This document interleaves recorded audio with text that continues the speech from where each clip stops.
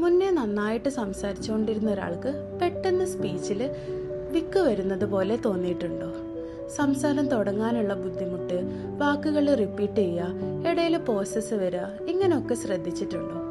എന്തെങ്കിലും ഒരു അസുഖത്തിന് ശേഷം പനി, ഫിക്സ്, സ്ട്രോക്ക്, ഹെഡ് ഇഞ്ചുറി അല്ലെങ്കിൽ എന്തെങ്കിലും ഒരു സർജറി, ഇതിന് ശേഷമാണ് ഇങ്ങനത്തെ ഒരു അവസ്ഥ വന്നിട്ടുള്ളതെങ്കിൽ ഇതിന് ന്യൂറോജനിക് സ്റ്റട്ടറിംഗ് എന്നാണ് പറയുക. ഇവിടെ ഇവരുടെ വായിലോ നാവിലോ ഒന്നും പ്രശ്നം ഉണ്ടാവില്ല, ബ്രെയിനിലുള്ള സ്പീച്ച് കൺട്രോളിനാണ് പ്രശ്നം. അതുകൊണ്ട് തന്നെ ശ്രദ്ധിച്ച് സംസാരിച്ചാലോ സ്ലോ ആയിട്ട് സംസാരിച്ചാലോ ഈ ഒരു വിക്ക് മാറ്റിയെടുക്കാനും പറ്റൂല.